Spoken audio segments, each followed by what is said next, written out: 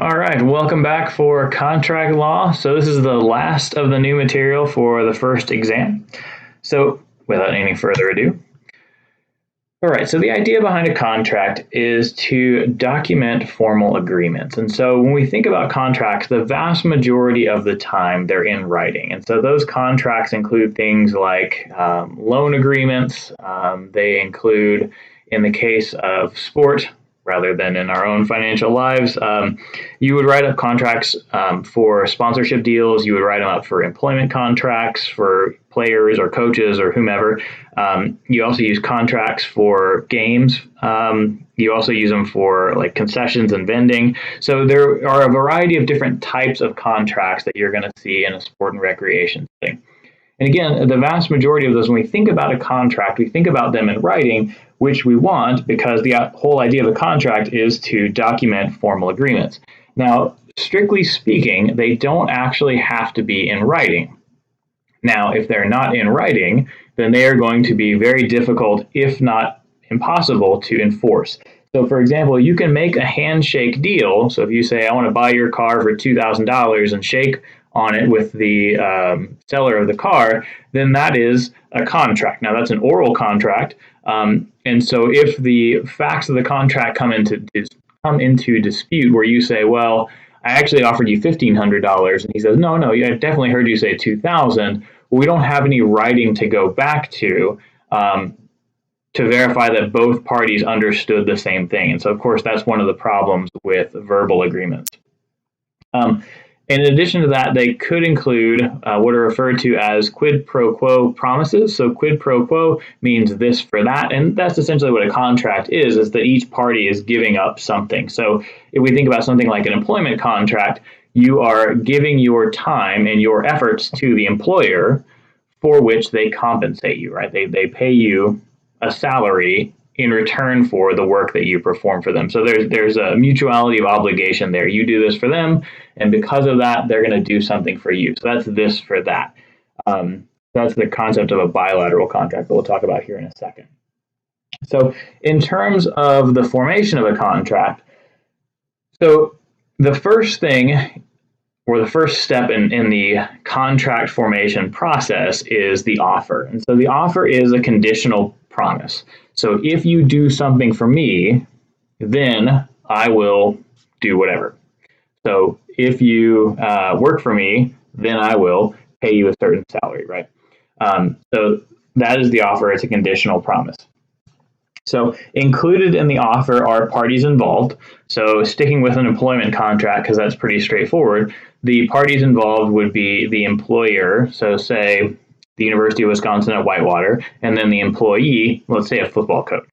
So those are the two parties involved there. Now, of course, it could involve more parties than that. It could involve, a big contract company and, or let's actually back it up a step. Sometimes they'll include numerous teams. So if we're thinking about something like tournament play, at some points, those will include multiple individual parties rather than just two. So, but for the most part, the contracts that we'll encounter typically are two parties. Other things in there. So subject matter. So the subject matter is obviously what does the contract concern? And part of the subject matter is warranties and representations. And what those are legal promises that certain facts are true. So, for example, in the stadium lease contract for the Buffalo Bills so they're an NFL football team, and in their lease agreement with that stadium, one of the warranties and representations is that in order for that contract to continue to be valid, the Bills have to maintain good standing in the National Football League. If they don't, then that voids their lease agreement. So, and you see that that's pretty common in most lease agreements because they don't. For example, if you had an NHL team, so the highest level of pro hockey, and let's say something happens and they decide, you know what, we're going to end our affiliation with the NHL, we're going to drop down to the American Hockey League, which is basically AAA hockey. And so that would then probably void their lease agreement. Because if you're an American League team as opposed to an NHL team, you're not going to have quite as much of a draw. You're not going to have national television exposure. You're not going to have obviously you're not going to sell as many concessions if you don't have as many fans in the seats, those kinds of things. And so that's why in a stadium lease agreement, they would include things that would void the contract for that. So again, broadly speaking, though, warranties and representations are just legal promises that certain things are true. Also included in there, obligations and duties, so what each side has to do. So, for example, one of the things included, as we'll talk about in a little bit, in player contracts is that they will follow certain health regulations. So they will maintain themselves in good physical condition. Or we also see in national letters of intent, which are a form of contract for college athletes, that they will maintain eligibility. So in order for you to continue to be a scholarship athlete, obviously you have to maintain eligibility with the school. You have to maintain a certain GPA. But then on top of that, you have to continue playing for the team. So that would be covered under that. So going back to the national letter of intent, or once the player signs their scholarship agreement, so for your Division I college athlete, so the player's obligations and duties, they have to maintain eligibility. So they have to make good enough grades, so 2.0 or higher. In addition to that, again, they have to maintain physical condition. They have to attend team activities and all that kind of stuff. And then in return for that, the university will issue a tuition waiver, and then they'll also cover a full cost of attendance, provide meals and snacks, and all that kind of stuff. So that's the mutuality there. Termination provisions are why the contract can be voided. So included in there are really specific reasons why the contract would be voided. So, for example, if you have somebody who has a sponsorship agreement, they may have a termination provision in there that says if the party that's endorsing the product, so let's say you sign, a football player to an endorsement deal, and included in that deal is a termination provision that says if they engage in conduct that's damaging to your brand, such as spousal abuse, DUI, or anything else you want to think of that might be damaging to your brand, that would then terminate the contract. And so one of the more high-profile iterations of that was Tiger Woods several years ago, where he had his accident, and after some sort of family dispute, because it's long enough ago, I don't remember the specifics, but there's some sort of family dispute. He got into an accident, and his sponsors dropped him super quickly. And so there's usually, like I said, provisions in there for that. There's also, as we'll talk about with the standard player agreement, there are termination provisions around things like players not dedicating themselves solely to their sport. Like, so if you're a basketball player, if you're playing something else on the side, there may be a termination provision related to that. Other things, so time and place. So if we're thinking about something like employment contracts, that will usually have a start and end date in it, maybe a 1-year contract, 2-year, etc. If we're thinking about something like game contracts, that would include that you're going to play, in Whitewater, Wisconsin on September the 17th at 1 o'clock or something like that. So that would be part of game contract. And then the price, so obviously for an employment contract, that would include the salary, but that would also include things like your performance incentives and any other bonus clauses, things of that nature.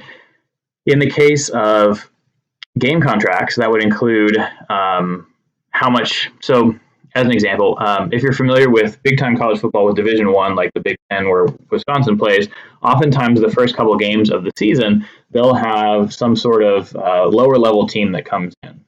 A few years ago, they played Florida Atlantic, but they also sometimes play teams from the division below them. So it used to be called 1AA, but it's now the FCS subdivision. So the school where I attended for my master's, Stephen F. Austin, is a school that is in FCS. And so big-time schools in Texas, because Stephen F. Austin is in Texas, in East Texas.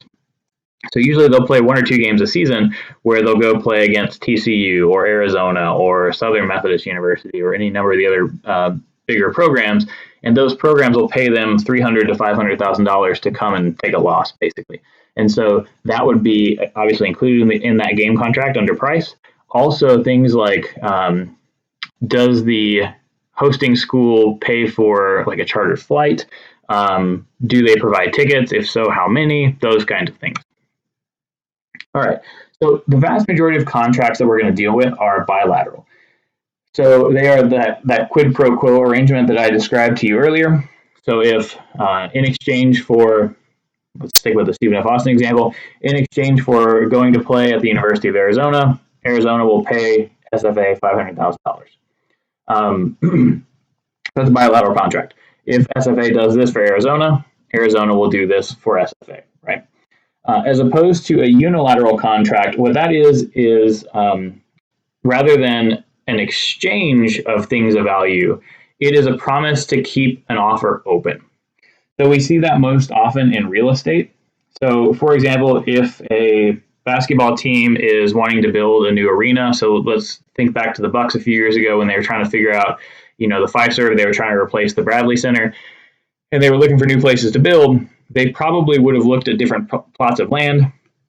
And so let's say that they're sort of torn between two. And so they say, okay, well, to Realtor A or real estate company A, we're not sure that we want to buy your land, and we know that you could sell it, but what we'll do is we will pay you a deposit of $100,000 for you to keep that offer open for a period of 6 months. And if we don't complete this sale, if we don't actually go through and make a bilateral contract where we actually buy the land from you, then you get to keep that money. You get to keep that deposit. We forfeit it.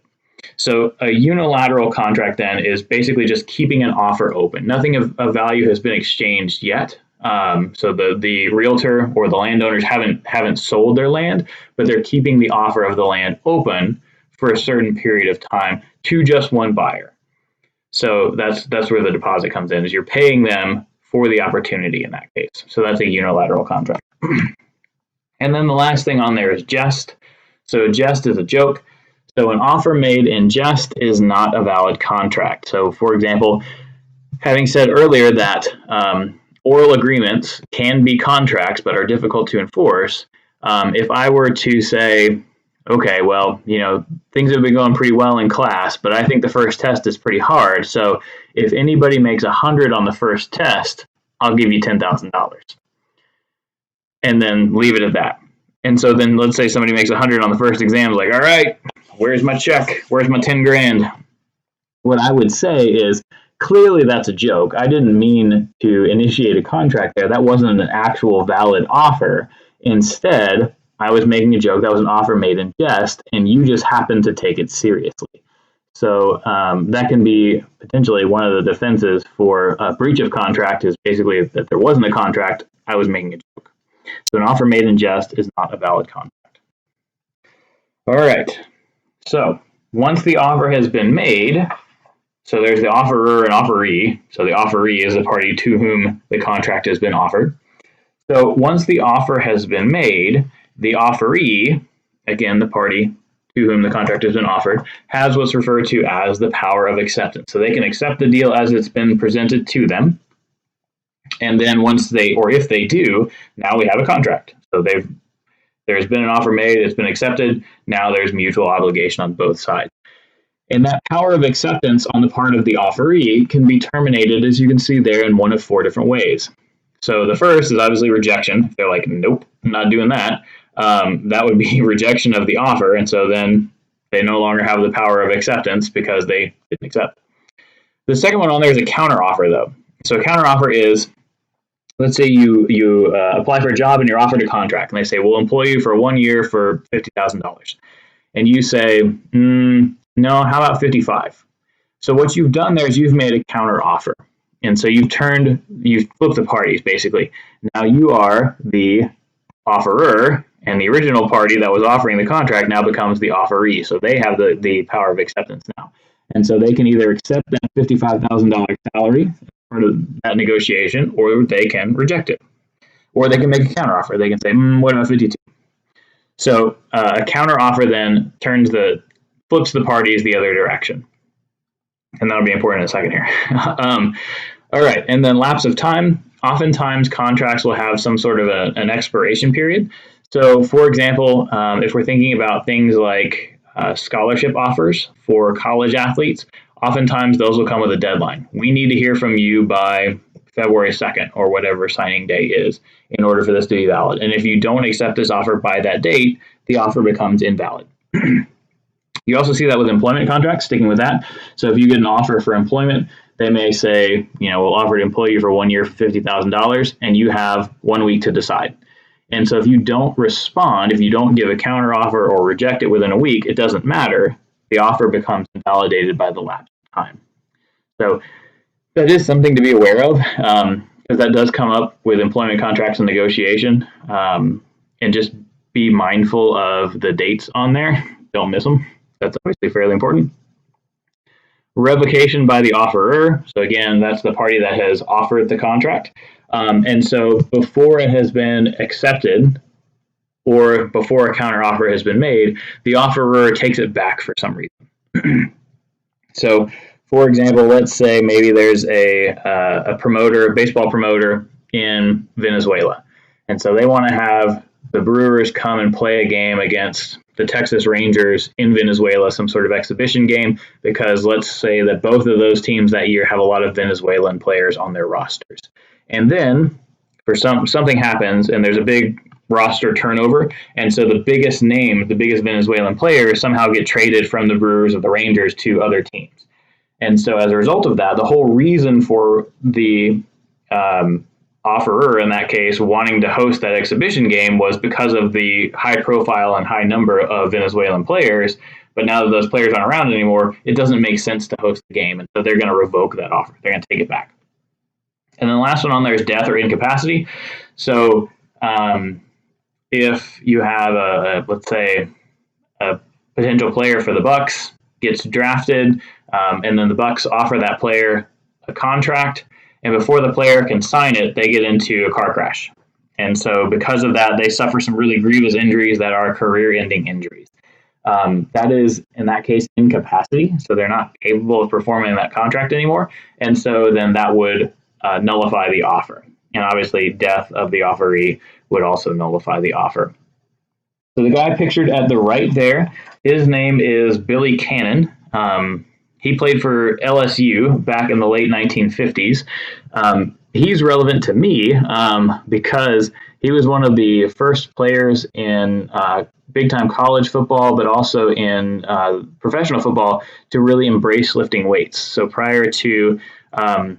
certainly prior to the 1950s, you didn't get a lot of players that lifted weights, and a lot of coaches believed that it was bad for you. The general idea was that lifting heavy weights would make you muscle bound. It would make you basically too big and strong, and it would actually slow you down. It would make you inflexible. So lifting weights is actually a bad idea.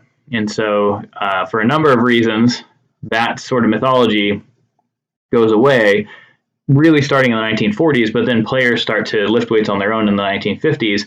And so Al Roy was one of those early pioneers in lifting weights. And as you can imagine, if you're one of the only guys lifting weights on the football field and almost nobody else is, that's a pretty big advantage for you. So Al Roy he's a running back for LSU, and then he played running back in both the NFL and the AFL. And when he was in college, generally one of the fastest, strongest players on the field. He was, I forget his height, give or take 6 foot, about 180, maybe 200 at his biggest. But so that's him at LSU. He was their first Heisman winner before Burrow, and also he led them to their first national championship. So, but where he becomes important for our story as it relates to contract law is that after finishing at LSU, after winning the Heisman and leading them to a national championship, he goes on to play professional football. And so he gets offered what is a 3-year contract in the NFL with the LA Rams. And so the contract runs from, it includes 1960, 1961, and 1962. Now, as mentioned in one of the previous lectures, the way the NFL contracts worked at that time, they're referred to as 3-year contracts, but the reality is they are 3 one-year contracts. And the NFL at that time had a rule where in order for contracts to be valid, the commissioner of the league had to sign the contracts. So all of the contracts for the entire league would go from an individual team. So they would be offered, the player would sign them, and then they would go to the commissioner's office, who would then also sign them, and then they became valid contracts. So the NFL's LA Rams offered Billy Cannon a contract. he signed all 3 years, 1960, 61, 62. It then went to the NFL commissioner's office. So the NFL commissioner signs 1960, but then something happens. He gets distracted. He doesn't sign 1961 or 1962. And in that interim that has passed, because you got to think this is the late 1950s, and so what has happened is they've had to actually mail this contract to New York City, where the commissioner's office is. I think it was in New York at the time. Might have been in Philadelphia. Doesn't matter. Anyway, they mailed it to somewhere on the East Coast, and so that takes time. And so in that window there, Cannon has gotten an offer from a competing league, from the American Football League, because the two didn't merge until the 1970s. So he got an offer from a competing league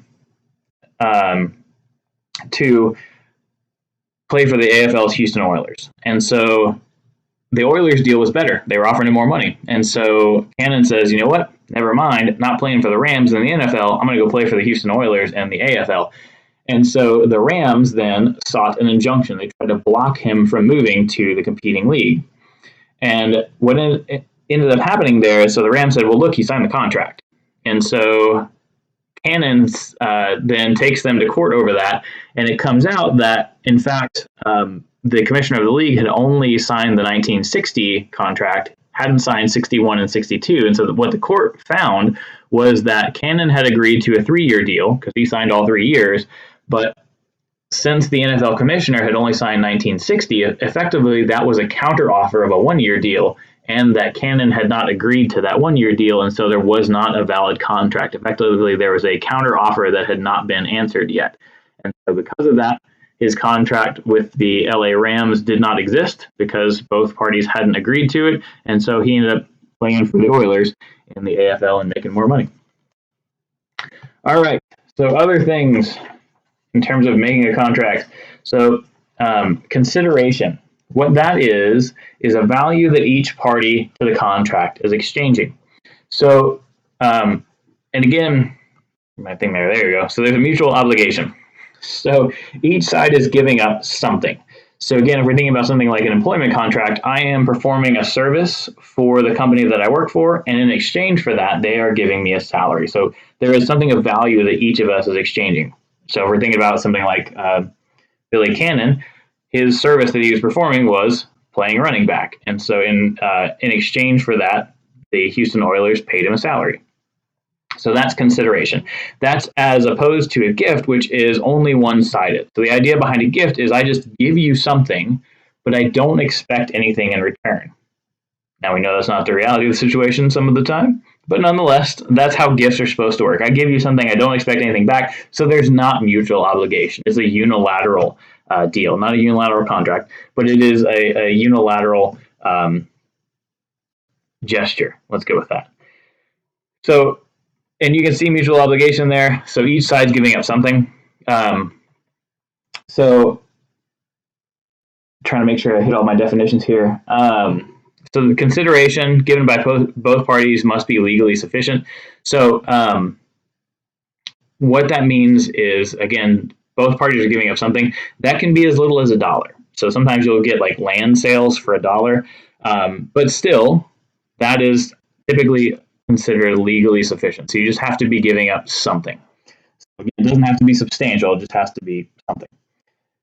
All right, other things. Pre-existing duty rule. So the pre-existing duty rule says that duties imposed by a prior contract won't serve as adequate consideration for an additional contract. So, for example, if you, let's say you're a minor league baseball team and you've contracted out with a particular bus driver to drive you all around to all of your minor league games. And as part of that contract, that driver has dental insurance, let's say. And so, but he's never used it. And he actually is not even aware that it's in that original contract. And so you actually, as the minor league team, you need him to drive to more games. Let's say the league has expanded. So they got new teams in the league. He has to drive farther, has to drive to more games, whatever it is. And so you say, okay, well, since things have changed, because we need you to drive us to more places, we're going to generate a new contract for you. So we're going to slightly increase your salary. And actually, just to make this example easier, let's say we keep the salary the same. and you're going to tell him, we're also going to give you dental insurance, because he didn't know it was in the other contract, so he thinks he's doing better now. And so what has happened there is you already had that as consideration in the previous contract, so that's not something that you can roll into the next contract and act like it's something new. So again, something that was imposed by the previous contract doesn't count as consideration for a second contract, an additional contract. Promissory estoppel, you can see what that is. So it's enforcement of a contract without consideration. So one party has made an offer, and the other party, it's actually kind of similar to a gift, because there's not necessarily mutual obligation here, but can amount to an enforceable contract. So, for example, then this will make it a little bit more concrete. So the guy that just popped up there, his name is Cliff Floyd, and in 2001, he was an outfielder for the then Florida Marlins of Major League Baseball. And so during the first half of the 2001 season, Cliff Floyd talks to a guy named Bobby Valentine, who don't remember what club he coached for at the time, or what club he was the manager of at the time. But the important fact here is that Bobby Valentine was named the manager of the National League All-Star team. And at the time, the way that it worked was that the manager of the All-Star team got to pick his team.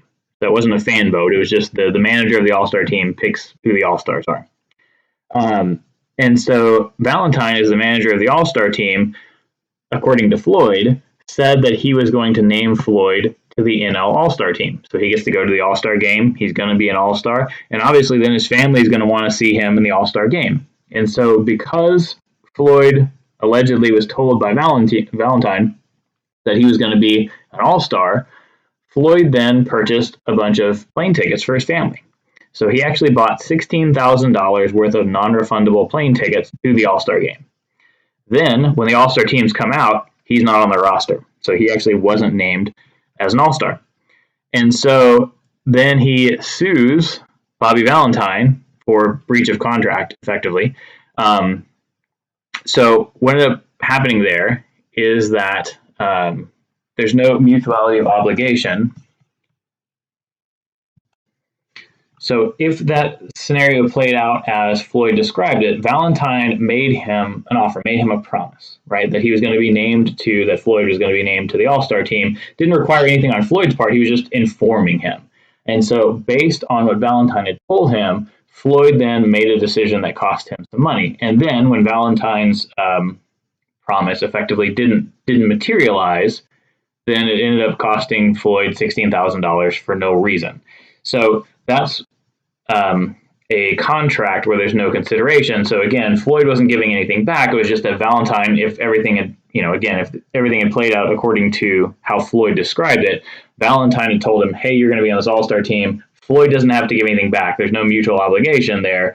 And so he is then trying, so promissory estoppel is Floyd is trying to get enforcement of this contract that Valentine made by creating this promise. So that's what promissory estoppel is. So essentially, or most of the time, there's not mutual obligation there. So it's not a traditional bilateral contract. But based on a promise that has been made, the second party, the offeree, alters their behavior. So an example I think is in the book that's pretty similar. If you have an athletic director that says to, let's say you have a department administrator that has been in the athletic department for 20 or 25 years, something like that. And the athletic director says, you know what, for all your good and faithful service, really appreciate that. You've been an asset to the department. So because of that, we're going to give you $200 a month, $500 a month, pick a number, every month after you retire. That's what we're going to do for you because of all of your good and faithful service. So, and then after the administrator retires, that money doesn't materialize. And let's say based on that promise that was made that there was going to be additional income, that admin didn't fill up their retirement account or didn't save it in their retirement account as they should have. And so then it puts them in a bad spot when they retire. So they turn around and sue under promissory estoppel. So again, the idea there is that there's not mutual obligation because the athletic director's offer was made based on prior service, not anything they would have to do in the future. contracts work on, you're going to have to do something for me in the future. So that offer was made on past performance and caused the offeree to alter their behavior. And so because that wasn't followed through with on the part of the athletic department, then that put the offeree, the admin, in a bad spot whenever they retired. So that's promissory estoppel. And then let's see if we can go to the next slide. There we go. All right. So other things. So in order to have a valid contract, it has to concern things that are legal, as you would imagine. So you can't have, if you decide I'm going to buy illegal drugs, let's say I'm going to buy anabolic steroids on the black market. And so the person that I decide to buy those drugs from says, you know what, I want to cover myself. I'm going to go ahead and draw up a contract. So they draw up a contract that says I'm going to buy some anabolic steroid from them, Winstrol. I'm going to buy that from them at whatever price. And I'm going to buy, I don't know, however many units per month. And then let's say I decide, you know what, I'm kind of leery of taking anabolic steroids. I've changed my mind. I'm not going to carry through with that. And then they turn around and say, no, you had a contract. I'm going to enforce this contract. And then they sue me in court over breach of contract. Well, that contract wasn't legal. They're selling illegal drugs. So things that aren't legal, you can't have valid contracts for them. So that would include things like, obviously, illegal drug use, but also things like gambling, can't contract with unlicensed professionals. So if you decide to go to, let's say, an unlicensed physician or dentist and they make you sign a contract, that's not a valid contract. Nor are those that violate public policy. So the first thing I was describing to you there was statutory violations. So remember, statutes are laws. So contracts that involve statutory violations are illegal contracts or contracts concerning illegal subject matter. So violations of public policies include contracts that waive tort liability. So as we'll talk about here in a second, you can't waive your right to sue over intentional torts or reckless misconduct, but you can waive your right to sue over ordinary negligence.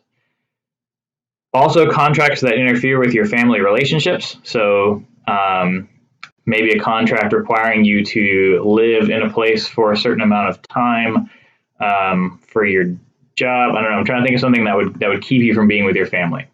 But it would probably be something that obligates you to, let's say, be in a specific location for 20 or 25 years, something like that. And your family lives in several states away. That might be something that could interfere with your family relationships. Or those that unduly interfere with employment. So where these come up, primarily the unduly interfere with employment, are things like non-compete clauses. So oftentimes, if you rise high enough in companies, they will have, as part of the employment contract, a non-compete clause, which effectively says that you won't go to a direct competitor. The idea behind non-compete clauses are that you won't take industry secrets from one employer and then go directly to their competing company and take those same secrets with you. That would obviously be problematic for company number one. So my wife is a dietitian by training. She's a manager in terms of what she actually does for her job now, but by training, she is a dietitian. And so in food service, there are really a handful of big companies. There are the Aramark, Sodexo, Compass. And so if you get high enough up in those companies, you end up signing a non-compete clause. Let's say you work for Sodexo that says you won't go work for Aramark or Compass. Well, there aren't that many other companies that you could work for. And so in signing those non-compete clauses, it may make it nearly impossible for you to find an equivalent job. And so potentially those might be, if you challenge some of those non-compete clauses in court, those might be upheld under that idea that they're a violation of public policy, that they unduly interfere with your employment. Now, of course, you have to file a lawsuit and win in court, and that's going to take several years. And so oftentimes people don't challenge those policies. To give you a more concrete example, the basketball coach there on the right, if you're not familiar with him, that's Bobby Knight. He was the Indiana University basketball coach from 1971 to 2000. Pretty legendary basketball coach. So he was successful at coaching, but he's also legendary for his temper. So you can see him yelling at a player there. There's a pretty famous video of him throwing a chair across the court. So he is kind of legendary in terms of his meltdowns on the court. So whenever he got fired at Indiana in 2000, he had a clause in his contract. Let's say when he left Indiana, I'm pretty sure he got fired, but not positive. I think he choked a player or something. Nonetheless, when he left Indiana in 2000, he had a clause in his contract, a non-compete clause, that said he couldn't join any school in the Big Ten, because Indiana's in the Big Ten, so he couldn't go to any other school in the conference, nor could he go to any other school in Indiana or Kentucky, and there was no time limit. So basically he could, based on that non-compete clause, he couldn't ever work anywhere in the Big Ten, couldn't ever work anywhere else in Indiana, and he couldn't ever work anywhere in the state of Kentucky. So if he would have challenged that in court, that likely would have been found to be a violation of public policy because it unduly interferes with his employment. So if the non-compete clause would have said he couldn't coach at any of those places for 1 year or 2 years or something like that, if there was some sort of a time span on it, that might have been something that the court would have found acceptable. But because it was in perpetuity, then that's something that probably would not have been allowed to stand. Now, he ended up going and coaching at Texas Tech University, so that became moot. But if he would have challenged that, it probably would not have held up. The last thing on there is capacity. And so capacity, the thing to know about that is that you have to have capacity to sign the contract. So you have to be of the age of majority, which in I think every state now is 18. So you have to be an adult to engage for the contract to be legally binding. Or another thing that comes into this, if you are under the influence. So if you are, let's say, heavily intoxicated and somebody gets you to sign a contract, one of the things that you might argue if you breach that contract is that you lacked capacity, that for whatever reason you were, like I said, heavily intoxicated, or you were using other drugs, or for whatever reason you weren't in your right mind when you signed that contract. And so because of that, you lacked capacity, so it's not a valid contract. All right. So speaking of contract, one of everybody's favorite, waivers. So waivers are a form of a contract.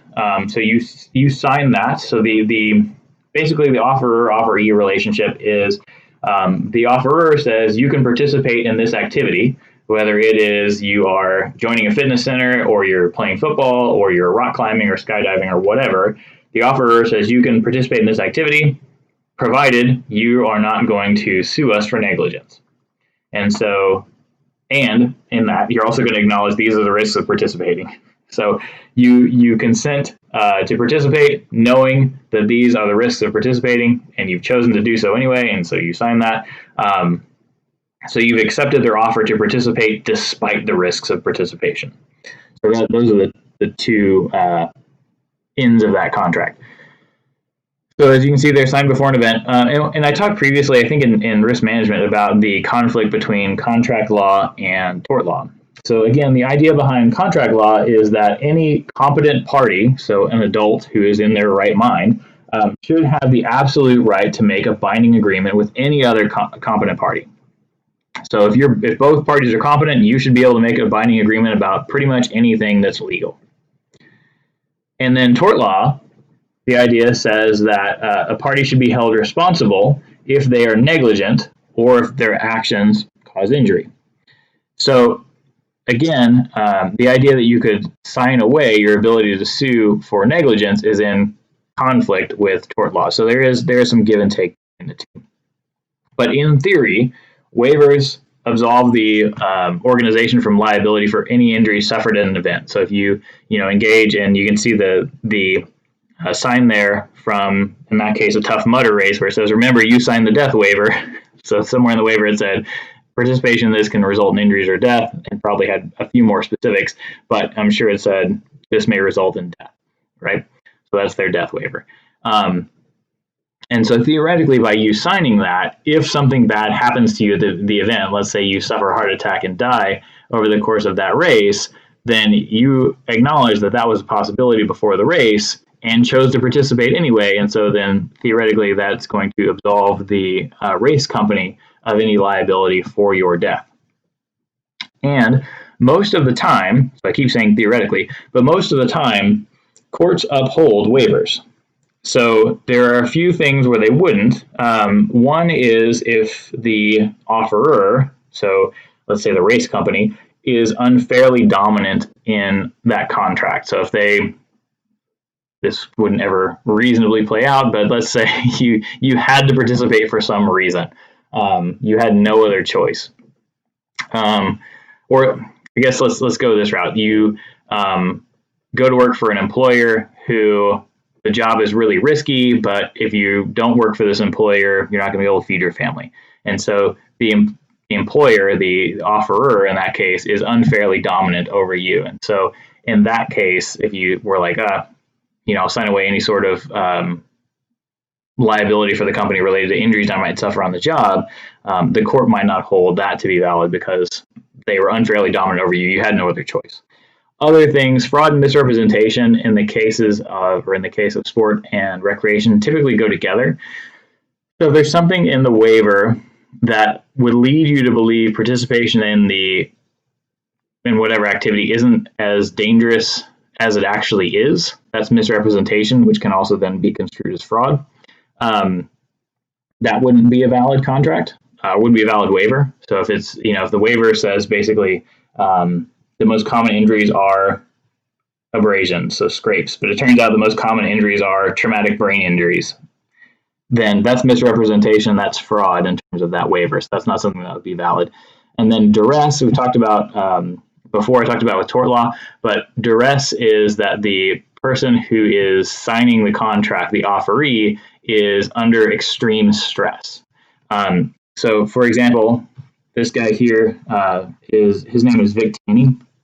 And so Vic Taney opened the first big national gym chain called Taney's Gyms. And you can see some sweet carpeting there and some interesting outfits to work out in, like sandals. But those aside, let me go back one. But those aside, one of the things that happened with the Taney gyms is, so they opened a couple gyms, and then what they did to continue to expand at a really rapid rate was you had to sign a contract that was a lifetime contract. So by signing that contract, you were allowed to use that gym forever. But because it was a lifetime contract, they required a whole lot of money up front. Let's say $700. I don't remember what the exact number was, but it was a lot of money. And so by doing that, they then used that whole lot of money up front to then finance the next club that they were building. And so that allowed them to expand really rapidly. But because they were under all this pressure to expand and then to keep money flowing as much as possible to keep afloat the older clubs, the salespeople that worked for, sales guys, to be honest, that worked for Taney's clubs were under tremendous stress in order to make sure that they got people to sign contracts. And so in one example, and I used this one earlier, but in one example, one of the salespeople for one of Taney's clubs actually locked a woman in his office with him and said, you're not leaving until you sign this lifetime contract. And so after a few hours, eventually she was like, sure, sign the contract so that she could leave. So that was obviously signed under duress. She was being falsely imprisoned, effectively, in order to sign that contract. And so because of that, it wouldn't be legally valid. You can also see on there that waivers only cover ordinary negligence. So if something happens in the course of your participation, let's say in one of the Spartan races or something, and somebody assaults you, that's an intentional tort. Let's say one of the race employees. So because you signed the waiver would not absolve the race company of liability for their employee assaulting you, because that's an intentional tort. That's not ordinary negligence. Now, there's some other things that play into that. If the company could have anticipated that person was going to assault you, then they're probably going to be liable. But if it's something where, and it's kind of like we talked about with Cheney and Hempel, right? Where if it's the first time it happened and it's so egregious that had the employer known about it, they would have instantly terminated the employee and potentially they wouldn't be held liable. So the use of waivers, so obviously in club sports, so in things like if you, for Whitewater, if you want to participate in lacrosse, rugby, cycling, any number, all of the club sports up at Whitewater, there's going to be some sort of a waiver involved in that, in an attempt to absolve the university and probably the club leadership of liability for ordinary negligence. And then health and fitness, So in order for you to, join the gym, same thing here at Whitewater. If you want to work out in the Williams Center, I'm sure I just initialed it and kept moving, but I'm sure there's some sort of a waiver involved in you being able to use the gym at the Williams Center or the other fitness center across campus. And as mentioned earlier, invalid is signed by a minor because they don't have capacity. All right, so actual sports contracts. So as mentioned earlier, at the college level, an example is the National Letter of Intent, where a student athlete will sign a letter agreeing to participate in football, basketball, whatever the sport is, in exchange for a tuition waiver. So again, from a mutuality of obligation standpoint, the athlete offers their services. They're gonna play for the school and represent the school, and in exchange for that, the school offers a tuition waiver. Those can range between 1 and actually 5-year scholarships. You can have as many as 5 years because there are red shirts where you don't play for a year, but you can still be on scholarship.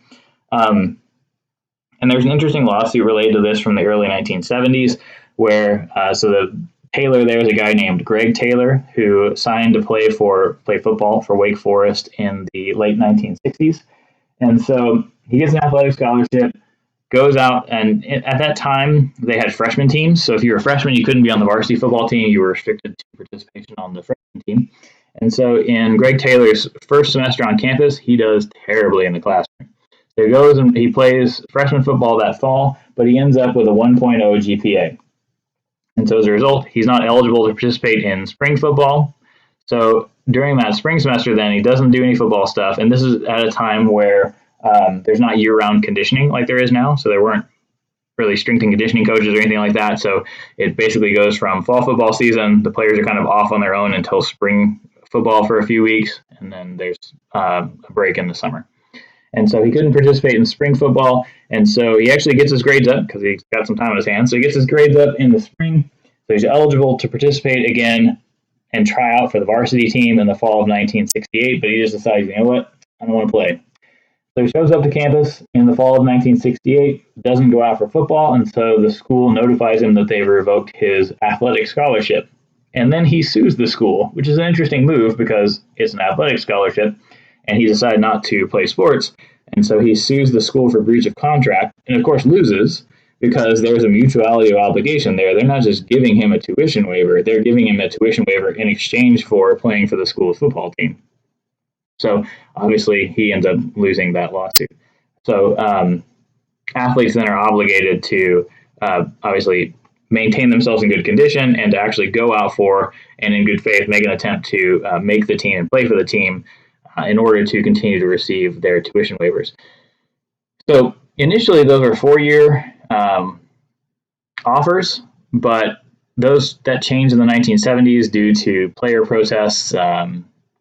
Even a little bit earlier than that, the tail end of the civil rights movement and protests over Vietnam. So essentially football coaches wanted, because it's primarily football here, football coaches wanted to be able to get rid of who they saw as troublemakers, and so they changed them to 1-year scholarships in the 1970s. And now schools have the option of either doing 1-year scholarships or as many as 5. All right, from college to pros. So in pro sports, there are collective bargaining agreements, and so what those are agreements between the Players Association, which is the union, and the league. And so the reason those become important, we'll talk about those a lot more when we get to the later chapters, so antitrust law and labor law. But effectively, things that the teams do or things that the leagues do are actually violations of the Sherman Antitrust Act from 1890. For example, a player draft. So if a player gets drafted, so there's Von Miller. So let's say Von Miller, when he got drafted by the Broncos, he was like, not going to play for them. I want to make a deal with, because I think he's from Texas. He played at A&M. Let's say he's like, I want to play for the Texans, and I will only play for the Texans. But the arrangement that the leagues have made is that if a player is drafted by an individual team, all of the rest of the teams won't negotiate with that player. And so what that is from a legal standpoint, is referred to as a group boycott. So none of them will interact with that person and from an employment standpoint. So what that does is it artificially puts a cap on salaries. If you can only negotiate with one employer as opposed to 32 employers, then that's going to keep your salary down. Also, in the NFL and NBA and NHL, there are salary caps where each team can only pay $300 million or whatever the salary cap is. And so then that also artificially deflates salaries. And so that is also a violation of the Antitrust Act. But because the players, through their union, have agreed to give that up, to acknowledge that that's an artificial restraint of trade, and that both of those things, those are referred to as non-statutory labor exemptions. And so those are actually the draft and salary caps become legal because that has been part of the bargain that the union has made in the form of the collective bargaining agreement. So other things that are included in CBAs, drug testing, so the specifics of like what drugs are being tested for, when they're being tested, and then grievance procedures. So if a player gets suspended for spousal abuse, or if they get suspended for DUI or drug use or anything else, and they think that suspension is too long, how do they go about appealing that? So that's the grievance procedure. So also as part of the CBA, so they're pretty long. So the most recent NBA CBA, I think, was more than 300 pages. So these are really big documents. And included in the CBA is a standard player contract. And so one of the things that you're going to see this week is an older NFL standard player contract for Arian Foster from when he played running back for the Houston Texans. So the standard player contract includes things like assignability, meaning that if you get traded, you have to go play for the other team, and includes a number of other clauses that we'll talk about here in a second. And so the idea with the standard player contract is it leaves very little to be negotiated between the player and the player agent and the club. So everybody's operating under the same basic set of rules with respect to like salary schedules, because those are oftentimes dependent upon years of service as well as draft position. That might factor into that as well, or that does factor into that as well. So standard player contracts really speed things up. There aren't that many things that the player gets to bargain for. So they can typically bargain some on their salary. They can bargain for bonus clauses, and then there are fringe benefits that they get to bargain for. So things like maybe they want a particular number. You'll see players bargain for that sometimes. Also things like hotel room, travel arrangements, sometimes that gets thrown in there as well. So we talked previously about the reserve or the option clause. So in the case of professional sports, with those contracts, the team has a certain number of years of control, that's the reserve, over the player. So it varies depending on the league. Baseball is 6 years. I think football is either 3 or 4. The NBA, I think, is either 3 or 4, and I have no idea what the NHL is. But basically, those are the number of years that the team controls the player. It's the length of the contract before the player becomes a restricted free agent, usually. And so when a player is a restricted free agent, if some other team signs them, what that means is that the signing team owes the original club something. That could be money, that could be draft picks. And so if you're a restricted free agent, it's more expensive for a different team to sign you. And then if you're an unrestricted free agent, what that means is that the new club doesn't have to pay that additional compensation to your original club. So as mentioned previously, the way it was originally set up was that player contracts, and this was started by professional baseball, player contracts are one-year contracts, and the team always had the option to sign the player to the following year. That player could not go out and after that, after they played for the Yankees for 1 year, they couldn't turn around and try to play for the Chicago Cubs because the Yankees controlled that player's option. And so if the club wanted that player to play for them again, they simply offered them another contract. And if the player was like, no, I don't want to play for the Yankees anymore, all of the rest of the teams engaged in a group boycott and would not bargain with that player, and they became blacklisted from pro baseball. And so that's the reserve and option clause as they traditionally, or as they originally came into being. Now they've changed some, but some of the original ideas are still there, and we'll talk about that again more in later chapters. All right, so if a player breaches their contract, what are some remedies the team could seek? So let's say that the Broncos signed Von Miller to 6-year contract, and he decides, you know what, I don't want to play for them anymore. what are some things that they could do, that they being the Broncos could do, to try to be compensated for that breach of contract? One thing is to seek damages. So they could say, well, he owes us because, he, by being an all-pro player, he sells this amount of jerseys, he brings this many fans into the stand. They could probably try to quantify it in some way. So because of that, because of him not playing for us anymore, we've lost all of these sales. And we've lost revenue in terms of not only ticket sales and merchandise, but also in terms of concessions and parking. So those would be damages they would try to seek. Specific performance means that you're going to try to means that the breaching party has to carry out the contract as originally written. You don't see that in professional sports very often. So if a player like Von Miller was very unhappy with the Broncos and was like, no, I'm not going to play for them anymore, I'm just going to sit out. And so the team said, no, we're going to seek specific performance. You have to play for us. If the court compels Miller to play for the Broncos and he doesn't want to be there, he's probably not going to play very well. If you had a different player who really wants to be there, really wants to make a name for himself, that player at 100% is probably better than a disgruntled player at 30, 40%. So teams don't often seek specific performance. They don't often require, from an employment contract standpoint, people to perform the contract as written. Now, if we're talking about sales contracts, specific performance is really common. So if somebody agreed to sell you 500 baseball gloves at a certain price, and then they breach their contract and they're like, we're only able to make 250. When you sue them for breach of contract, you're probably going to seek specific performance, which means, no, I'm going to need those other 250 gloves at that price that you promised. So that's where that would come in. Negative injunction is you're keeping them from doing something else. So one of the things in NHL contracts is that if a player decides to breach their contract, so let's say you got somebody that plays for the Tampa Bay Lightning, and they're like, I'm tired of playing in Tampa Bay, it's too hot, I'm not going to play here anymore, I want to go play for the Minnesota Wild. In the NHL standard player contract, it says that the breach of contract will result in that team seeking a negative injunction. They're going to seek a court order that you are not allowed to play for the Minnesota Wild, that you have to. They may not go for specific performance and say that you have to play for Tampa Bay, but certainly they'll say you can't play for these other teams. All right. So in standard player contracts, here's some of the pretty common parts of those contracts. So one is a unique skill provision, and that comes up with LeBron here. So oftentimes, a way to think about this is if you're a player in the NBA or NFL or any other professional sport, there aren't a lot of those athletes.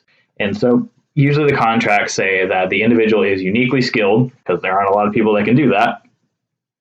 And so because of that, it becomes difficult to quantify the team's losses. So with LeBron, arguably the best basketball player in the world, maybe Giannis or somebody else is up there now too, but arguably LeBron is the best basketball player in the world. And so let's say he's done with LA, too much traffic, too expensive to live there. He's going to breach his contract and go play somewhere else. So he's going to go back to Cleveland. So one of the things that the Lakers would say is that he is uniquely skilled. They can't just replace him with somebody else who can do the same things. And so because of that, they can't actually be made whole. So they can't, it's because of his unique skill, it's impossible to quantify the damages. It's impossible to quantify how many people come just to see him play, how much additional revenue that generates in terms of parking and concessions and ticket sales and sponsorship and all of that stuff. And so because it's impossible to quantify, the team will then seek a negative injunction to prevent him from moving. So they would try to block him, get a court order blocking him from trying to move to the Cavaliers. Again, they're probably not going to seek specific performance that he has to play for the Lakers, but basically they're going to say, well, you can't play for anybody else. And so then he would probably go ahead and just play for the Lakers and play out the contract. So that's what a unique skill provision is. And you see that in coaching contracts as well. Oftentimes, coaching contracts will say this individual is uniquely skilled, because if we think about if you're into college football, teams change out coaches all the time, but there are very few really successful coaches. There are very few, Urban Meyers or Jim Harbaugh or Nick Saban. There are very few people that are really, really successful as college coaches. And so if any of those people, if Nick Saban left Alabama tomorrow, they can't just find another Nick Saban to plug into that role, right? He is the best coach, arguably, in college football. And so because of that, they would then seek an injunction. Alabama, in that case, would seek an injunction because of his unique skill, that he's effectively irreplaceable. They can't quantify the damages of his leaving. Player exclusivity is a fun one. So player exclusivity is that the player will only engage in the activity for which they've been contracted. So if you're a basketball player like LeBron, exclusivity means that you're only going to play basketball, that you're not going to also do skydiving or downhill skiing or any number of other things. And the idea there is that the clubs are trying to protect themselves from the player getting hurt doing something else. So there was it's probably 10 years ago now, but there was a pitcher for the Texas Rangers, Derek Holland, who had been a really good pitcher, and they were looking forward to him being, one of their best starters coming into that season. And during spring training, he somehow hurts his knee, like not during any of the games or practices or anything. He just comes to the training room one morning, his knee is messed up. And so what he says is that he was going down the stairs and he tripped over his dog or something like that. He sprained his MCL. So he was out several weeks to maybe months. And so again, his stated reason was he tripped over his dog and he hurt himself. But it came out that probably what happened was that he was playing roller hockey, because that was one of his passions. He really enjoyed roller hockey. So he had been doing that and had injured himself. And so the reason he couldn't, if that were the case, the reason he couldn't say, I was playing roller hockey and it hurt my knee, is because of the exclusivity clause in his contract. If he'd said that, that would have voided the contract because he was doing something that he shouldn't have been doing and he injured himself. And as another example, when I was fresh out of college, right out of undergrad, I interned as a strength and conditioning coach in the Seattle Mariners organization. And so I was with their AA team at the time, which is in San Antonio, the Missions, who, fun fact now, are the Brewers AAA. And so where the team worked out was a really nice facility that the weight room was actually adjacent to a basketball court. And so the players were like, hey, do you want to go and play basketball after we work out? Sure. So we'd all kind of engage in some pickup basketball games after they did their weightlifting. And so there's a traveling strength and conditioning coordinator for all the clubs. And so the Mariners traveling coordinator was out one time. And so we were doing our normal stuff. The players did their workout, and then they went and we were all kind of messing around playing basketball. And he was like, what are you doing? I was like, oh, well, they're playing basketball. And so effectively then he explained to me exclusivity clauses and was like, look, if any of these guys gets hurt playing basketball, it's going to void their contract and they're not going to be able to get paid. So they don't play basketball. So I had to stop them from playing basketball after that. Again, because of these exclusivity clauses. So, and it's understandable why the teams would insulate themselves. And sometimes in those contracts, it gets really specific. So it'll say you're not allowed to do any of these things like motocross, downhill skiing, skydiving, whatever other high-risk activities, especially if the club knows that a particular player likes to do something like roller hockey, they might include that specifically under the exclusivity clause. Assignability, I mentioned that one earlier. So that is, if you are traded, you agree to go to wherever you've been traded. So if you play for the Lakers and they trade you to the Trailblazers, you got to go. And you signed a contract that includes a provision that says that you will do so. Other things in there. So oftentimes, player contracts have bonus clauses and incentives in them. So players have a base salary, a certain amount of money they make per week or per game, and then they can earn more if they perform better. So NFL contracts are really heavy on these. There's relatively little guaranteed money. Base salary is a way to think about that. And there's lots and lots in terms of bonus clauses. So those might include bonuses for, if you're thinking of football, number of yards rushed for, number of tackles, sacks, number of games played, those kinds of things. And those have also traditionally been sources of litigation. So, for example, especially if there's ambiguity, there was a player for the Vikings in the early 1970s. His name was Alan Page, and his contract said that if he was named All-Pro, then he got a pretty big bonus.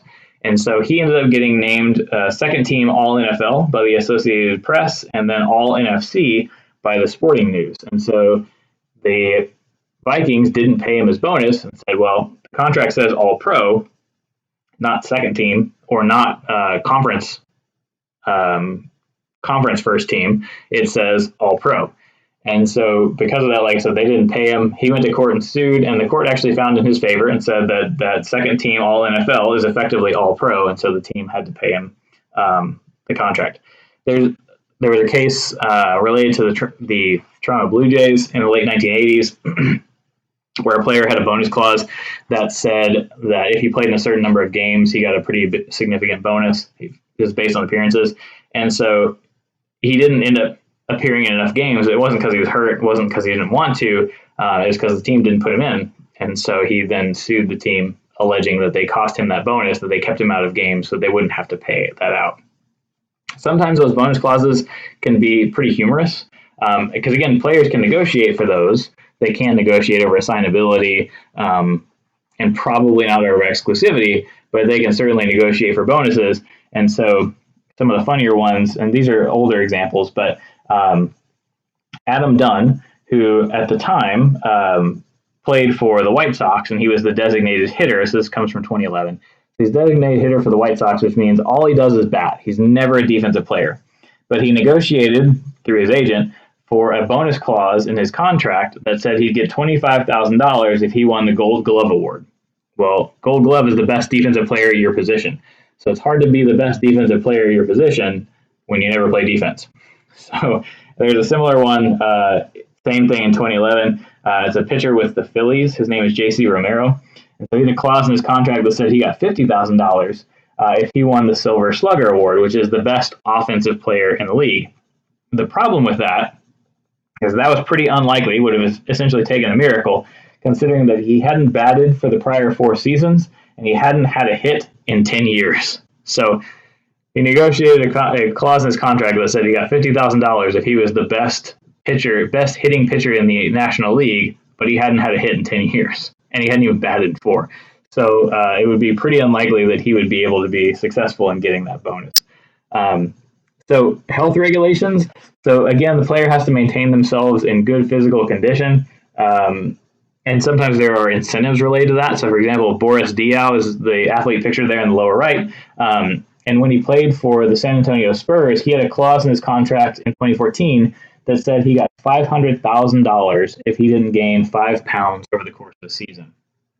So, like I said, there could be incentives tied to those health regulations. And similarly, from a little closer to home with the Packers, Eddie Lacy, running back for the Packers a few years ago, had a bonus clause in his contract that if he kept his weight under a certain number, he got payouts. I think it was like $300,000 over the course of that contract.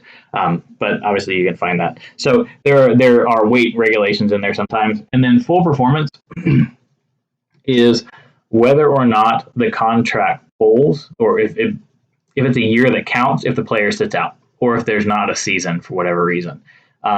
So, for example, there was a player in the NHL named Alexei Yashin, who between 1999 and 2000, so obviously the NHL seasons span fall, spring. So in the 99-2000 season, he decided to sit out the season. He was tired of whichever team he played for. He didn't want to play for them anymore. It was the last year of his contract, and so he's like, I'll just sit out the season.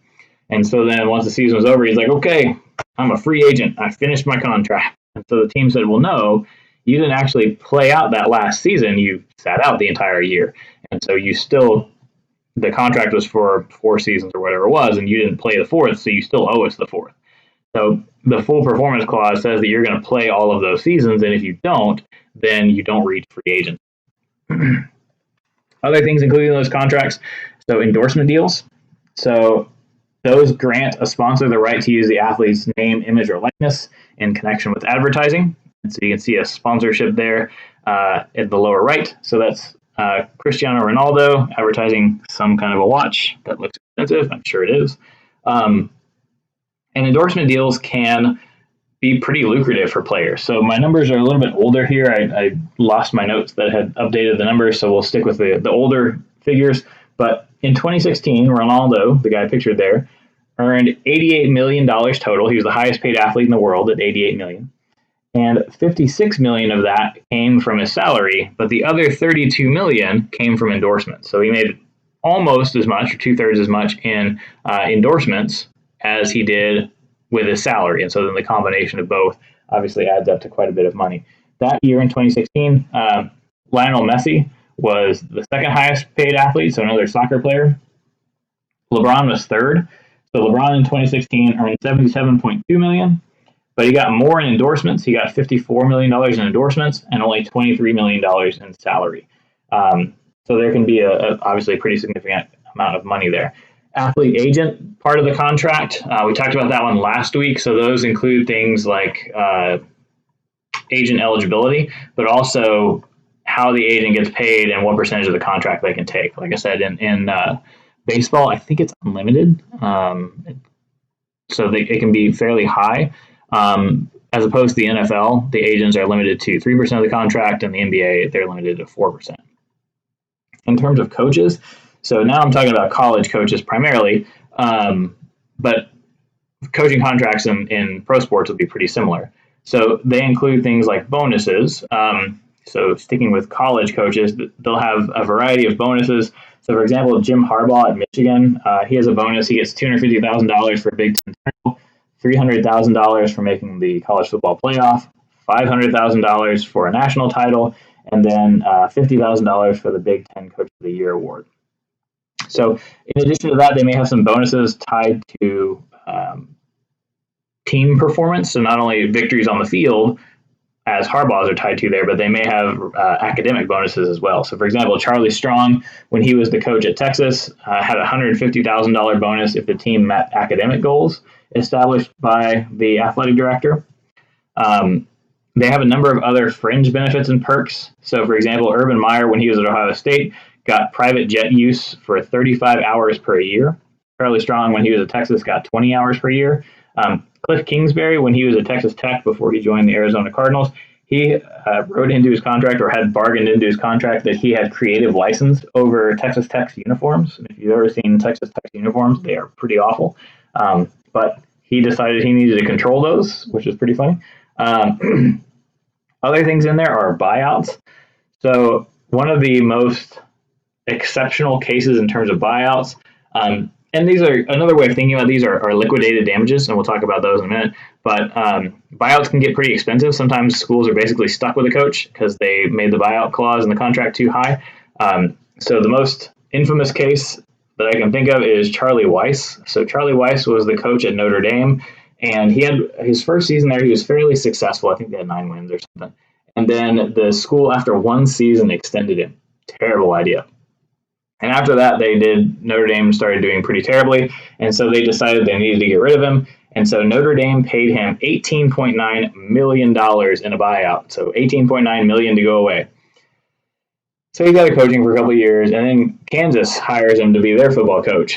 And I don't think anybody can win at Kansas, and so he didn't do very well at Kansas either. And so they paid a buyout as well. So Kansas paid him $5.6 million in buyout. So he got almost $24 million not to coach anybody, which is the best use of buyouts that I can imagine. So Charlie Weis made out pretty well with those buyouts. It was impressive. Other things in there. So reassignment. So one of the ways that schools will avoid or try to avoid paying a buyout is they will reassign the coach. So they will shift them from being head football coach to being something in fundraising, for example. And the idea there is that and you're still paying them their salary. You're still paying them, you'll say you're paying the coach $5 million a year to coach. You shift them to, now you're in charge of fundraising. You're still getting your $5 million a year, but you're not coaching football anymore. And so the idea there is that by doing that, the coach is going to hate fundraising. And so he's going to try as hard as he can to find a new coaching job. And so you may have to pay him his $5 million for that additional year, but you're not going to pay him $18.9 million that would have been left if you had actually tried to buy him out. And so it's a way to get around buyouts.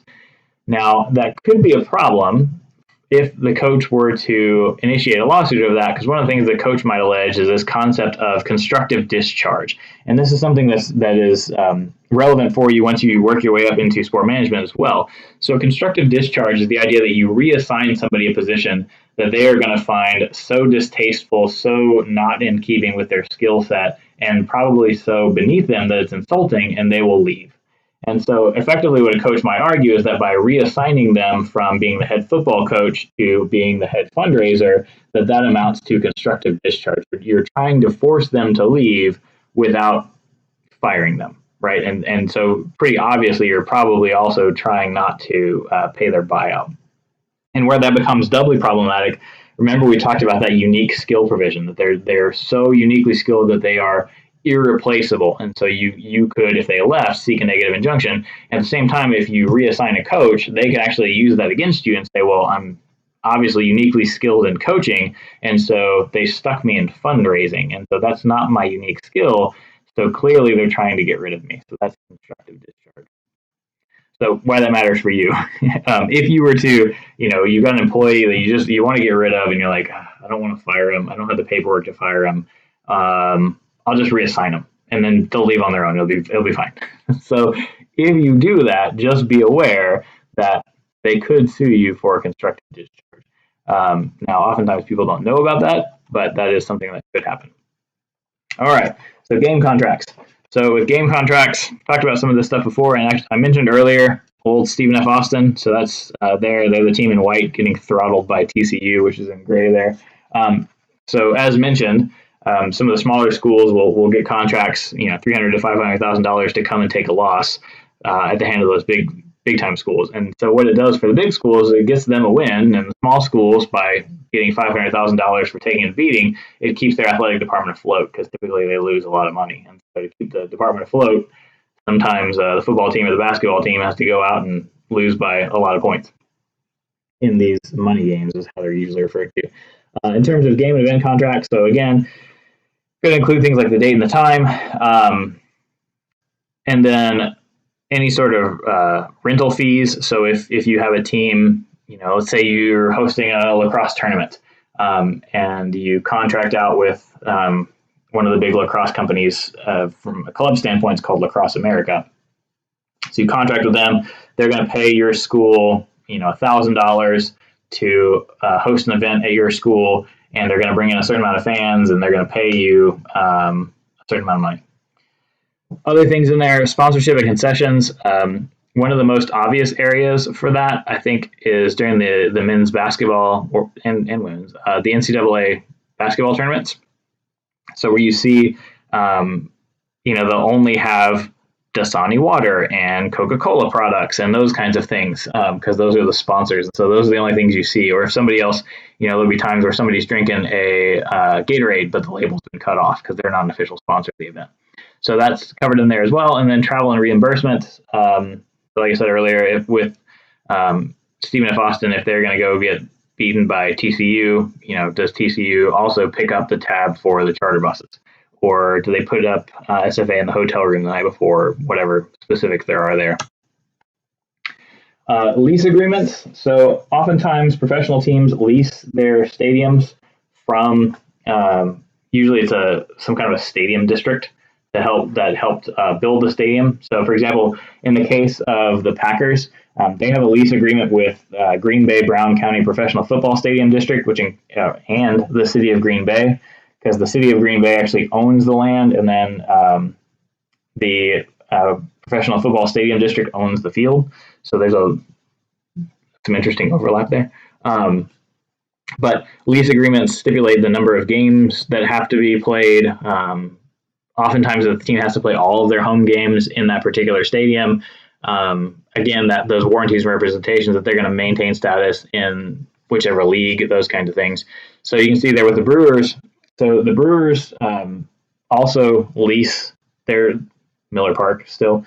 They lease Miller Park from the Southeast Wisconsin Professional Baseball District. For the first 10 years, they paid $900,000 a year, and then through 2031, they pay $1.2 million per year to lease that stadium. But included in that lease agreement is a non-relocation agreement. So the Brewers are like, Miller Park's not what it used to be. We're going to play some neutral site games at Target Field, or we're going to play some neutral site games somewhere else. That actually voids their agreement, and Miller Park, or the stadium district, can then seek an injunction trying to keep them from relocating. seat licenses are interesting. Many of you are probably not familiar with them. The seat licenses is basically a fee you pay to be able to buy the tickets. And so effectively they started out in Charlotte when they were trying to get their first NBA team. So what they did was they said, okay, well, if you buy into the NBA team, if you buy a seat license, then whichever, let's say you buy 2 seat licenses, those are your 2 seats. So we can't sell those to anybody else because you control the license. And then you have the option of actually buying those tickets. And then what you can do is you can actually sell those seat licenses to somebody else. So now somebody else controls those 2 seats. So they've kind of become an investment. But how Charlotte used them originally was to show that there was enough interest that they could get enough season ticket holders so that the NBA would decide to move an expansion or build an expansion franchise there in Charlotte. And since that initial use of seat licenses, like I said, now it's effectively just a fee in order to be able to buy the tickets. So, for example, if you want a seat in the new Vikings stadium, depends upon where you want to sit, but the seat license itself costs anywhere between $500 if you want to sit pretty high and far from the action, or $9,500 if you want to sit pretty close to the action. So that's the fee for the seat itself, and then you pay whatever the actual tickets cost. And this happens at the college level as well. They just don't call them seat licenses. So at the college level, they may compel you to make a donation. So for example, my alma mater, Texas, they have required donations to the Longhorn Foundation.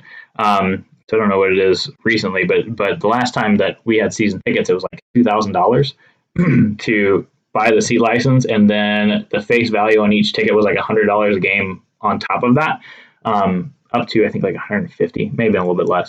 So you figure $600 to $700 in for the seats themselves, plus a $2,000 donation to the foundation. So the actual seats themselves cost almost $3,000 for 6 or 7 football games. So that happens at the college level too. For Atlanta, so they have Mercedes-Benz Stadium is their new one. Their highest seat license is $45,000. For the new stadium that the 49ers play in, $80,000. And for the Rams' new stadium and the Chargers, the one that's not built yet, the stadium itself is going to cost like $2 billion, as opposed to Cowboy Stadium or AT&T Stadium, whatever it is now. That one cost $1 billion, and that one's amazing. And the Rams' new stadium is going to cost $2 billion, and their seat licenses, some of them range between $175,000 and $225,000, which is an insane amount of money. All right, things that'll be on the quiz. The parole evidence rule. So you can see the parole evidence rule is that you can't go back to prior versions of the contract. So as you've probably gathered at this point, there's oftentimes negotiation over contracts. So there is an offer made, the offeree responds, they make a counteroffer, and it goes back and forth several times.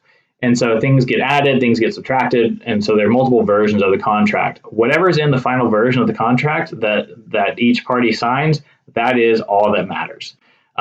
One party can't go back to a previous offer, because again, the offers go back and forth. So one party can't go back to a previous iteration of the unsigned contract and say, well, you said you would give me a bonus for this for, player contact, rushing for 10,000 yards, or let's go with a realistic number, rushing for 1,000 yards. There we go. You give me a bonus for that, and somehow that didn't make it into the final contract. They can't then sue for breach of contract over that. Whatever's in the final version is all that matters. That's the parole evidence rule. So you can't go back to previous versions. Statute of frauds is going to be important for one of the discussion boards. So in order to be enforceable, certain types of contracts must be in writing. So remember at the outset I said that oral contracts can be contracts. They're just exceedingly difficult to enforce, but they're impossible to enforce if they fall under any of these categories. So if you make an oral agreement for goods for more than $500, that's not a valid contract. That has to be in writing. So that's what the statute of frauds is. Certain types of contracts have to be in writing. So goods for more than $500, any kinds of land sales, or contracts that can't be performed within a year. So something that would effectively be a multi-year contract, so say a 2 or 3 year employment deal, that if that's an oral offer, that's not a valid offer because the contract can't be performed in a year. So that needs to be in writing in order for that to be a valid contract. Hint, hint for the discussion board. All right. In terms of breach of contract, so You can have total or partial. Total breach is just they didn't go through the contract at all. Partial breach is what comes up with Temple and Cincinnati there. So they had a home and home basketball contract where Temple agreed to play at Cincinnati in 1999, and Cincinnati agreed to return to Temple in 2000. And so Temple traveled to Cincinnati, played a basketball game. Cincinnati the next year didn't travel to Philadelphia to play Temple. And so Temple then sued them for partial breach of contract because half of the contract was performed, but not the second half. And so they sued Cincinnati for loss of ticket sales, loss of concessions, parking, all of those kinds of things that they could demonstrate that they had lost by Cincinnati breaching the contract and not playing that game. And while Cincinnati was initially resistant, ultimately they relented and paid out that breach of contract. All right. So if there's a breach of contract and you get sued for it, what are some defenses you can use? So the first one you can see there is that there was no contract. So for example, the Billy Cannon thing we talked about early on, so where he had signed the 1960, 61, and 62 iteration of the contract, and the NFL, the commissioner only signed 1960. So effectively what he was arguing there was that there was no contract. So you could argue some of the technicalities. So in terms of offer and acceptance, you could argue that there was no acceptance of it. You could dispute the obligation, any number of the things we talked about early on. Basically, you would attack the elements of the contract, kind of like we talked about with negligence, where you would attack, duty, breach, etc. Similar idea. You could also say that it is impossible to perform that contract. So, for example, if let's say we'll go with the BGS example. So you're an equipment manufacturer and you make baseball gloves, and you contracted to produce 1,000 gloves for some sporting goods store, but something happens at your factory and there's a fire and your factory burns down, and then you get sued for breach of contract. What you would say is it's impossible to perform. I made that contract when I had a certain production capacity, but that's gone now because of the fire, and so it's impossible to perform the contract. So something has happened that you're unable to carry through the contract. It's not that you're going to lose money or anything like that. It's just there have been intervening, unforeseen circumstances that don't allow you to carry through the contract. Frustration of purpose is similar in a way. Conditions have changed so that you don't really need that contract anymore. So, and I think this example actually comes from the textbook, but that's okay. Let's say you contracted for landscaping services for your golf course, and then the county says, no, we need to put a road through part of that course in order to we expand a road through part of your course. And so because of that, you lose a significant part of the golf course. So then you obviously don't need the same level of landscaping. You don't need people mowing your course quite as much because you have less land. And so when you breach the contract by not paying them the full amount and they sue you, you would say, frustration of purpose, I initially contracted you to mow 10 acres, but I only have 7 now. So it's changed the conditions of the contract. Impracticability is that it's just not practical to carry through the contract as written. So let's say you contract to build a baseball stadium, and you have a supplier for steel for the girders, and they contract you at a certain rate. I don't know, $1,000 a girder. We'll make up a number, and then something happens. There's a trade war, and the price of steel shoots up, and now the girders actually cost them $2,000 to make, rather than $500 to make. And so for everything they sell you, they're actually going to lose a ton of money. And so for them, it's actually cheaper to breach the contract and go through with the lawsuit so that they can say impracticability, they're not going to lose as much money on that. So impracticability, something has happened to change the conditions such that it is no longer practical to carry through the contract. Typically, the one party is going to lose lots and lots of money because of a significant change in conditions. Other examples that the book gives are like war. So obviously that's going to change trade routes and availability of raw materials, or crop failure. So I guess if you had a food contract and you can't get access to some of the same food products that you would otherwise be able to, that would fall under impracticability. All right, almost there. So remedies for breach of contract. So you got compensatory damages. So there, what happens there is you have losses that you can quantify. So for example, with Temple and Cincinnati from the last slide, Temple would say because Cincinnati didn't come, again, we lost out on a certain number of tickets, we lost out on parking and concessions and television revenue, whatever it is, and they would put a number to that. They'd say we lost $800,000 because Cincinnati didn't come. So they have to compensate us, they have to make us whole. That's what they owe us. Consequential damages are damages caused indirectly by the original breach of contract. So, for example, let's say that, thinking back to sports agency, that as a sports agent, you've contracted, you have a really big name. Let's say you represent Giannis. And for whatever reason, he's like, I need to find a new, you're doing a good job as his agent, but he decides, I'm going to go find somebody else. I have this friend who's getting into sports agency, so I'm actually going to breach this contract, this agency agreement. He's going to represent me now. So that's obviously going to be damaging to you as the agent. But then some of your other clients are like, oh man, Giannis left. That was the biggest name he had. Like, Giannis must know something we don't know. So we're also going to breach our contracts. So those would be consequential damages. So as a result of the initial breach, because you're one client, because Giannis left, other people leave, those are consequential damages. So you could sue for those as well. Liquidated damages, so those are typically in the contract. So those are like the coaching buyouts we talked about. Like Charlie Weis making almost $24 million not to coach. Steve Alford, the UCLA basketball coach, is on there because when he was hired at UCLA, his is an interesting one, so I highlighted this one. So when he was hired at UCLA, he was hired in 2013, and in the contract he signed with UCLA, it said that if he left before April of 2016, so if he didn't coach 3 full seasons, that he would owe the school $10.4 million.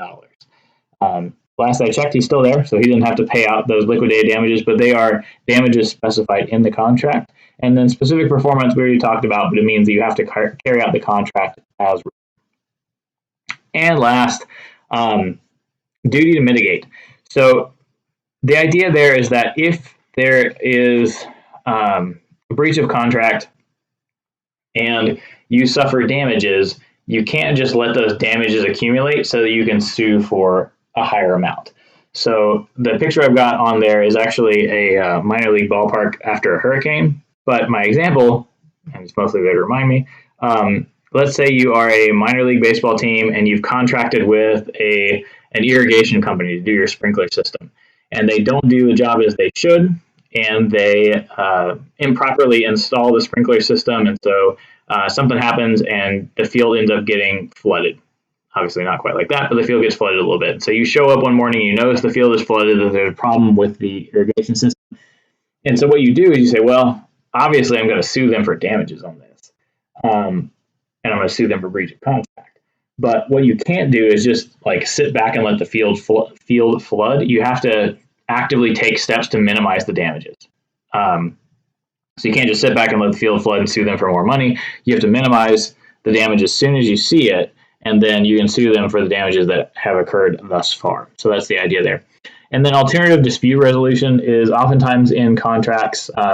So a surprisingly wide variety of contracts. So for example, our loan contract for our car includes an alternative dispute resolution. You also see this for like nursing home contracts. It's included in professional baseball contracts or professional sports contracts. Alternative dispute resolution is that if there's a dispute over the terms of the contract, rather than filing a lawsuit, you will go to an independent arbitrator. And so the arbitrator, the problem, of course, becomes who picks the arbitrator. So in professional sports, the leagues do. So I would have some concern about their neutrality a lot of the time, but just be aware that oftentimes in contracts there is a thing about alternative dispute resolution, which is that you agree to go to an arbitrator rather than to file a lawsuit. And I think that is all. So this is for the quiz for contracts. Make sure that you look over Arian Foster's contract before you open up the quiz. So you're looking for all these things. His unique skill provision, just know under what section of the contract you can find that, exclusivity, etc.